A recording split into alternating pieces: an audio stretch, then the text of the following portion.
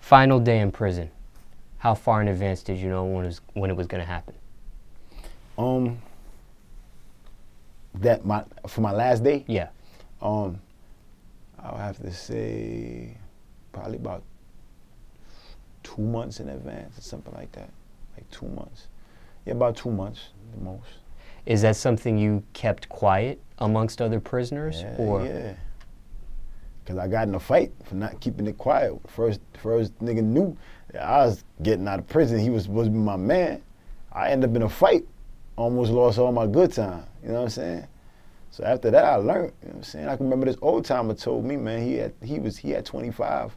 He had 25 in. And he was like, man, don't let nobody else dictate your existence, man.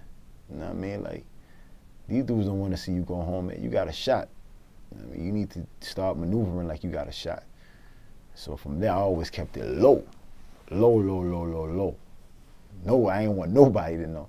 I mean, by the 2 months, everybody that was around, though, because they moved me from one prison to another, and then they moved me in a certain house. So the housing area that I was in, everybody was going home in that housing area. So nobody wanted no problems in that housing area. It's kind of like, yo, we all going home. We don't want no problems. So I was kind of comfortable there, you know what I'm saying? But yeah, I kept it low as possible, though. The yard, I wasn't trying to play the yard too much, no nothing, you know what I mean? First thing you did on your day out? Very first thing you did? Try to get some pussy. How soon? Immediately. Immediately. Had sex the same day? Same day. Same day. Pussy. First person you saw on your day out? My ex-girl. Straight up, my ex-girl. First meal you had? Applebee's. Now, was it hard or easy for you to adjust back into society after that Horrible. length of time? Horrible. Horrible. That was like my worst experience adjusting. You know what I mean? It was more so, because you know, my ex-girl, it was a lot of friction because she didn't know how to deal with a dude coming home from prison. And I didn't know how to deal with coming home to a woman and not being able to do what I needed to do for the household. So it was kind of like, because I always been a dude that I'm coming to the table with something, you know what I'm saying? So me not having nothing, me starting from scratch, me living with her under her rules, she's my custodian, you know what I'm saying? So I'm like a kid at the end of the day when it comes to her. She could deal with me how she wanted to deal with me. It made the relationship sour, you know what I'm saying? Like we was good when I was in prison, and then when I came home, it was like, it just went south, you know what I mean? It was just like horrible, you know what I mean? So that whole transition right there, it was horrible, but I won't change it for the world. Because it made me grow up, and it made me kind of, you know, push myself to make it to where I'm at now, you know? Now, what did you miss out on? As far as technology-wise, when I came, so on and so forth. When I came home, it was like, when I first came home, I think it was like, what you call it, MySpace and all that. Like, I think when I went in, I don't even think internet was on the phones like that. I don't even think you could just actually go on the internet mobile. You probably could do it via computer, if I'm not mistaken. But that's what I missed out on for the most part, just that transition of it going into the phones and, you know what I mean, all that different stuff. And then MySpace, I didn't know how to work none of that. I don't even remember if Facebook was on right when I came home. I can't remember. I think it was, yeah, Facebook had already got into the whole Facebook stage and everything. So I kind of missed that. And I remember me calling my man and telling him, like, I don't know how to do, because you know, with the girl I was with at the time, I couldn't ask her like, yo, show me how to do this, or show me how to do that, because it would always be like a harsh response, you know what I'm saying? So I would call my man and be like, yo, I don't know how to work this internet shit, I don't know what to do. And he'd be like, yo, man, stop saying you can't, man. Stop saying you don't know, man. Just sit your ass down and learn that shit, you know what I'm saying?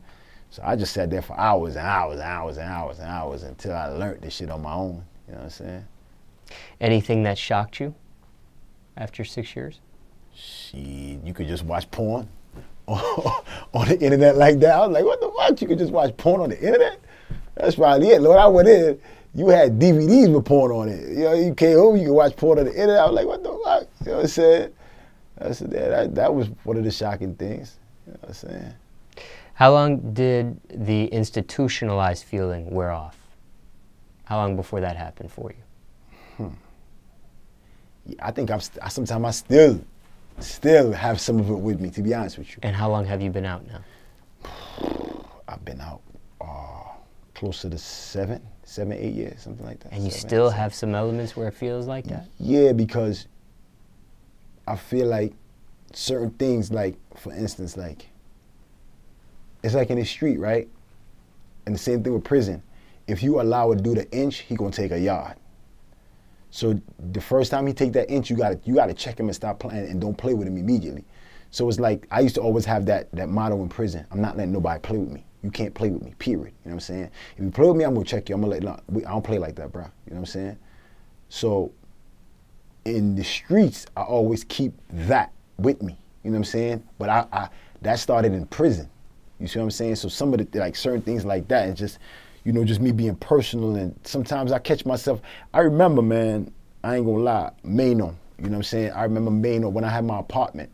Mano came out of my apartment to take a shower, and he saw me have my whole shampoo bottles and my